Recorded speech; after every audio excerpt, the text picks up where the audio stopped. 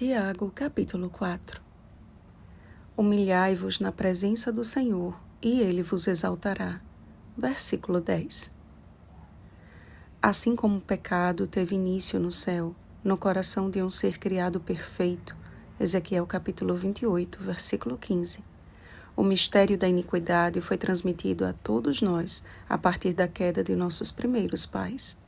O salmista Davi escreveu: Eu nasci na iniquidade, e em pecado me concebeu minha mãe. Salmo 51, versículo 5. Desde então, a humanidade, que foi criada à imagem e semelhança de seu Criador, recebeu uma mácula cujo salário é a morte. Romanos capítulo 6, versículo 23. Mas o Senhor provou o seu grande amor para conosco, quando deu o seu Filho unigênito, para que todo o que nele crê não pereça, mas tenha a vida eterna. João capítulo 3, versículo 16. Cristo recebeu em nosso lugar o castigo que nos traz a paz. Isaías capítulo 53, versículo 5. Mas após a sua ascensão, o Pai nos enviou outro Consolador, que Ele concede a todos aqueles que perseverante e sinceramente o buscam. A cobiça, a inveja e a contenda nada mais são do que o desejo humano em possuir o que não convém, e não herdarão o reino de Deus os que tais coisas praticam. Gálatas capítulo 5, versículo 21. Desses pecados derivam as guerras e conflitos, cujo objetivo é denominado por Tiago de nada. Numa guerra entre povos, por exemplo, há algum benefício?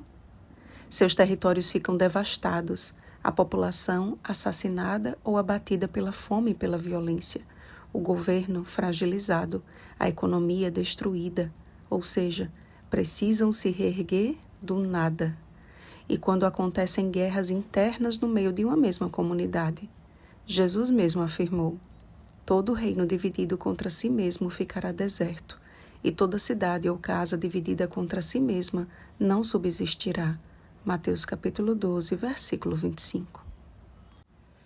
Enquanto as contendas e invejas se originam da carne, Gálatas capítulo 5, versículos 19 e 20.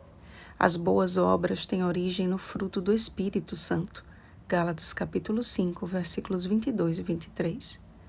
Quando o texto nos diz que pedimos e não recebemos porque não sabemos pedir, nos remete direto às seguintes palavras de Cristo: Ora, se vós que sois maus, sabeis dar boas dádivas aos vossos filhos, quanto mais o Pai Celestial dará o Espírito Santo àqueles que lhe o pedirem. Lucas capítulo 11, versículo 13. A profecia de Joel revela um tempo em que o Espírito Santo seria derramado sobre toda a carne. Joel capítulo 2, versículo 28. Como um presente concedido a todos, mas acontecerá que todo aquele que invocar o nome do Senhor será salvo. Joel capítulo 2, versículo 32. Todo aquele que, em atitude de humilde submissão, pedir pela guia divina, dando as costas para o mundo e afligindo a alma por causa de todas as abominações que se cometem na terra, Ezequiel capítulo 9, versículo 4, receberá do alto o poder do Espírito Santo e alcançará a vitória final. Quando estudamos o livro de Daniel, aprendemos que, conforme as profecias, estamos vivendo no tempo do grande dia da expiação ou do juízo, tempo de humilhar o coração perante Deus, tempo de arrependimento e confissão, tempo de profunda reflexão e de purificação.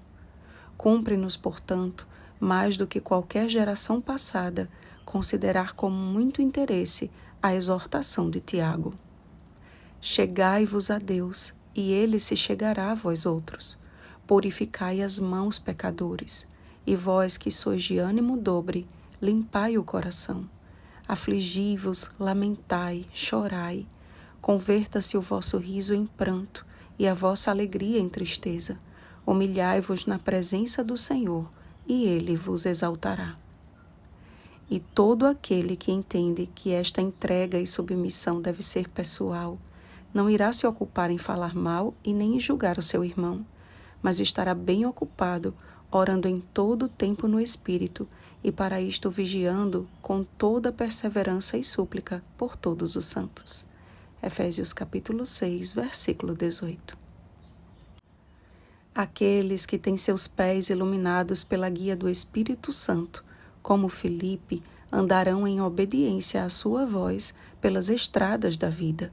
Atos capítulo 8, versículo 26. As palavras de correção de Tiago, no entanto, mostram o desejo do Senhor em redirecionar todos os que têm vivido de modo contrário. Ainda há tempo para nos despirmos de nossas arrogantes pretensões e dizermos: se o Senhor quiser, não só viveremos, como também faremos isto ou aquilo. Porque se vivemos no Espírito, andemos também no Espírito. Gálatas capítulo 5, versículo 25.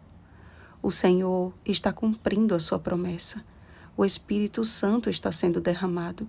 Portanto, cada um salve a sua vida. Jeremias capítulo 51, versículo 6. Sabendo que o que semeia para a sua própria carne, da carne colherá corrupção, mas o que semeia para o Espírito, do Espírito colherá vida eterna. Gálatas capítulo 5, versículo 8.